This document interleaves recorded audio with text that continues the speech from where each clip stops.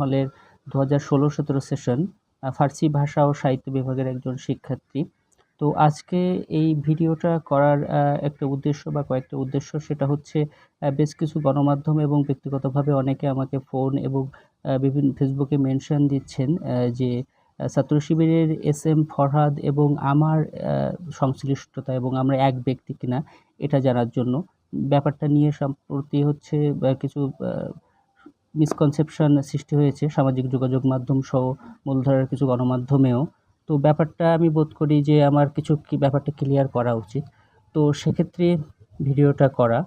তো যদিও আমি 2024 সালের 22শে সেপ্টেম্বরের ব্যাপারে আমার ফেসবুক পোস্টে আমি ব্যাপারটা কনফিউশনটা ক্লিয়ার করি। তো তারপরেও ব্যাপারটা যেহেতু এমনটা হচ্ছে, তো ভিডিওটা করছি। সেটা হচ্ছে ছাত্র শিবিরের এস.এম. ফরহাদ এবং আমি ব্যক্তি এক নয়। আমার বাসা সাতক্ষীরা, ওর বাসা চট্টগ্রাম। আমি 2016-17 সেশনের ছাত্র, ও 2017-18 সেশনের, এবং আমার বিভাগ তো ফার্সি ভাষা ও সাহিত্য, এবং ওর হচ্ছে সমাজ কল্যাণ ও গবেষণা ইনস্টিটিউটের ছাত্র সে। তো ও আমার জুনিয়র এবং হলের।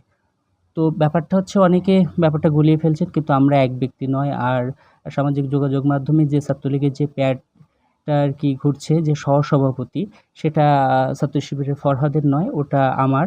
এবং অনেকেই জানতে চেয়েছেন যে আমার ছাত্রলীগ সংশ্লিষ্টতা এবং 2024-এর যে গণঅভ্যুত্থানের আমার ব্যাপারটা আপনারা জানতে চেয়েছেন। সেটা হচ্ছে আমি 2024-এর যে জুলাই মাসে যে আমাদের গণঅভ্যুত্থান হয়েছে, সেখানে 2024-এর যে 14ই জুলাই, সেখানে আমরা ছাত্রলীগের যারা ছিলাম প্যাডে, তারপরেও আমরা বিদ্রোহী হয়ে এবং একযোগে পদত্যাগ করে 14 তারিখ আমরা হচ্ছে আন্দোলন করি। সেখানে আমরা তুমি কে আমি কে রাজাকার রাজাকার বলে ক্যাম্পাস প্রদক্ষিণ করি, এবং রাজু ভাস্কর্যে আমাদের এটার তীব্র নিন্দা ও প্রতিবাদ জানাই তৎকালীন প্রধানমন্ত্রীকে।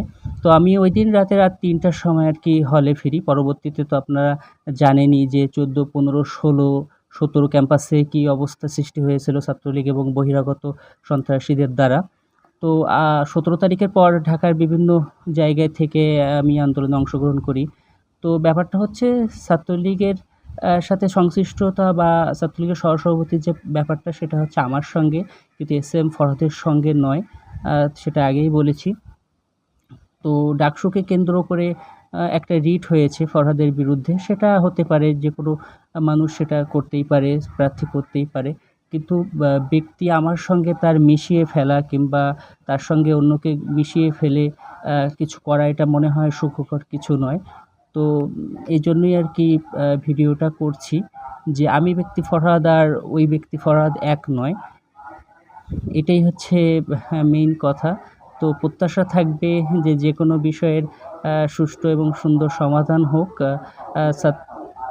আমার কবি জসিমউদ্দিন হলের যিনি আছেন আমাদের ভিপি প্রার্থী আবিদ ভাই, উনি আমাদেরই হলের ভাই, আমাদের ইমিডিয়েট সিনিয়র ভাই। উনি সহ এস.এম. ফরহাদ আমার জুনিয়র। তো সবার জন্যই শুভকামনা থাকবে। সাদিক আমার কাছের বন্ধু। সবার জন্যই শুভকামনা থাকবে যে ছাত্ররা যাকে সত্য এবং ন্যায়ের পক্ষে মনে করবেন, ঢাকা বিশ্ববিদ্যালয়ের নেতৃত্ব ছাত্ররা তাদের হাতেই আর কি অর্পণ করবেন। তো ডাকসুর জন্য শুভকামনা। আর এই সব বিষয়গুলোকে কেন্দ্র করে ডাকসুকে যে বন্ধ করার যে একটা ব্যাপার, অপচেষ্টা আমরা দেখতে পাচ্ছি।